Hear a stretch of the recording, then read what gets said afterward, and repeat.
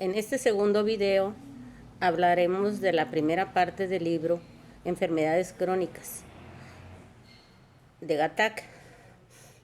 En esta primera parte que toca la enfermedad, su nombre, aparición y causa, dentro del capítulo primero, enfermedad aguda y crónica, primero definiremos qué es una enfermedad crónica. Comúnmente se conoce como la enfermedad que el paciente sufre por un largo tiempo.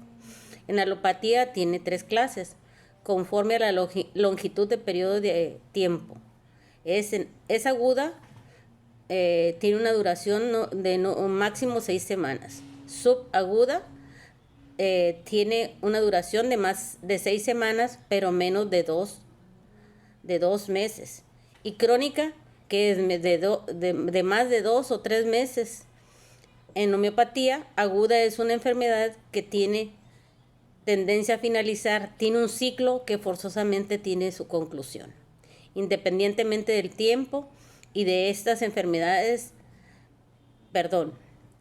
estas enfermedades pueden ser muy severas a veces, que pueden llegar a matar al paciente si su energía vital está débil. Es crónica. La enfermedad es crónica. Es la enfermedad que tiene tendencia a continuar, a perdurar, a no dejar de todo al paciente.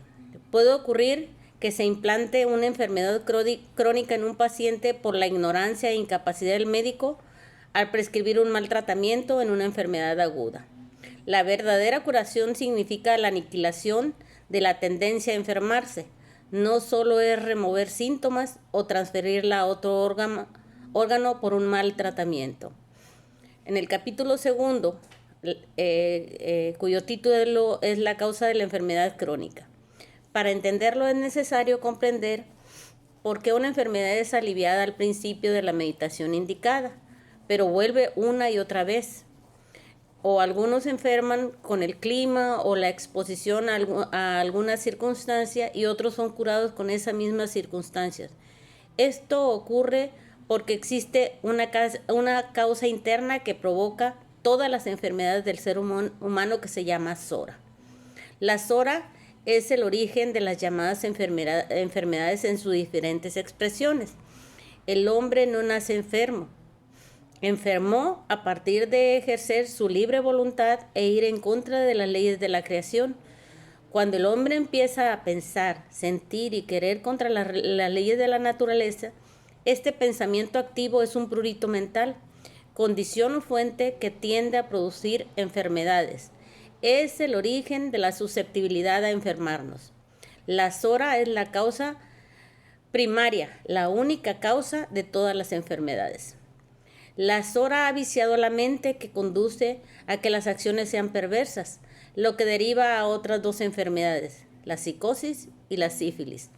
La Sora es el resultado del pensamiento perverso y la psicosis y la sífilis son el resultado de las acciones perversas. La evolución de la Sora, para que la evolución de la Sora,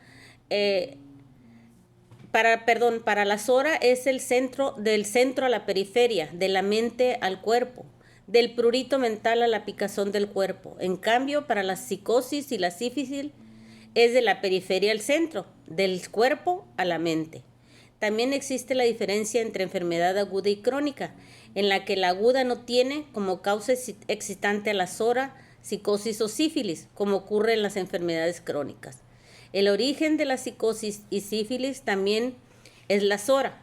En conclusión, es la única enfermedad crónica de la Tierra. Cuando hay un desorden en la mente, su natural tendencia es liberarse. Es naturalmente arrojado a la superficie del cuerpo en forma de prurito. Cuando la enfermedad está llegando a su fin, llega a la superficie, pero cuando la enfermedad se incrementa, su curso es hacia adentro, hacia el interior. Es el proceso natural de adentro hacia afuera, cuando el prurito es llevado al interior por aplicaciones de ungüentos. Son atacados los órganos internos, provocando cambios primero en su función y luego en su estructura. La desviación de la función de algún órgano siempre deriva en una desviación de todos los demás. No hay tejido o célula en la economía corporal que no sienta el desorden de otro tejido o célula. En consecuencia, todo el hombre siente o sufre. Capítulo 3. La supresión. Es cuando se vuelve la energía de la enfermedad hacia adentro y crea las más complejas y difíciles enfermedades. Es una después de las otras. Los métodos de supresión. El primero es la aplicación externa de ungüentos, que puede ser de 3 formas diferentes. La primera remueven la afección local, pero no se erradica la enfermedad, solo provoca que la enfermedad se impregne en todo el hombre y se implanten los respectivos miasmas en la economía, trabajando en el interior, volviéndose genética que se transmite por generaciones, que puede provocar insanía mental o física. La segunda, las enfermedades que resultan de esas supresiones son también suprimidas en su desarrollo. Y la tercera, la supresión de las manifestaciones de 2 o más miasmas combinados. El segundo método son las provocadas por procedimientos quirúrgicos. En muchas ocasiones estos son necesarios porque el origen de los mismos no es miasmático, sino un problema mecánico y se requiere reparación. En estos casos algunas veces es necesaria la medicina homeopática, cuando la enfermedad sobreviene al ser incapaz el enfermo de recuperarse de los efectos del daño local a pesar del tratamiento. El tercer método es el uso de drogas para suprimir, por ejemplo, fiebres que provocan afecciones en otros órganos. Y el cuarto, el uso de medicinas homeopáticas que pueden suprimir enfermedades en vez de curarlas, pero por no estar correctamente prescritos los medicamentos. Capítulo 4. Curación. Curación es restaurar al enfermo la salud. Si los síntomas no se eliminan completamente, no se restaura la salud. Lo que sucede es que el medicamento no fue prescrito homeopáticamente, no debe quedar ningún síntoma, y mucho menos, en caso de resultar nuevos síntomas, atribuir estos a una mera enfermedad. Es la misma enfermedad, pero evolucionada.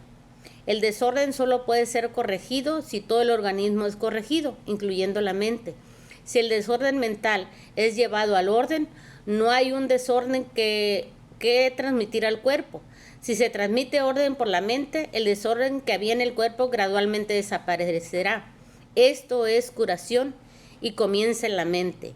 Luego va al cuerpo. Si el desorden físico desaparece y no sucede lo mismo con el desorden mental, entonces no se efectúa la curación. Capítulo 5. El comienzo de la curación. La curación comienza en la mente, aun si los síntomas físicos no mejoran. Si hay una mejoría del estado mental, el proceso de curación ha comenzado.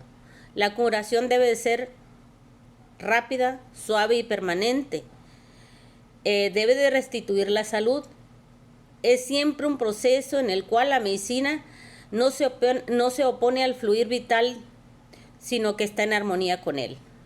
Las medicinas homeopáticas se deben de prescribir siguiendo la ley de la naturaleza para efectuar una curación segura. Leyes que son, primero, la ley de la similitud. Segundo, la ley de la dosis potentizada. Tercero, el uso de una sola medicina por vez. La cuarta ley es el uso de la medicina al final de un ataque en vez de durante su proceso. La curación se refiere al paciente y no a la enfermedad.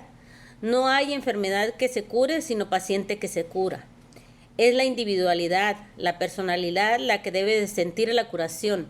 Personalidad que reside en la mente del paciente, ya que el paciente es exactamente como es su mente.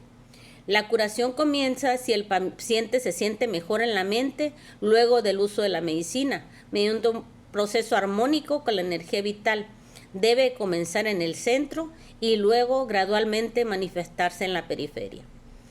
Se debe evitar el uso de otro método como el de los ungüentos, solo junto con la homeopatía, ya que produce confusión interna que provoca el dualismo y hace difícil la curación. Debemos de ser firmes en nuestras convicciones y no permitir que se produzca esta dualidad en homeopatía. Capítulo 6. Los síntomas de la verdadera curación. La primera y fundamental indicación de que se aproxima la curación es el comienzo de la mejoría de la mente del paciente y su gradual manifestación en el cuerpo. El paciente tendrá que tener primero un alivio de la inquietud mental. El segundo hecho es que la mejoría mental debe de ser sentida por el paciente mismo, así a pesar de una agravación en los síntomas físicos. La verdadera curación es primero sentida por el paciente en la mente. El tercer hecho es el gradual alivio de los síntomas físicos, siguiendo el proceso del centro a la periferia, es decir, de lo interno a lo externo, de forma inversa al proceso de la enfermedad, que es de la periferia al centro, sin dejar secuela alguna.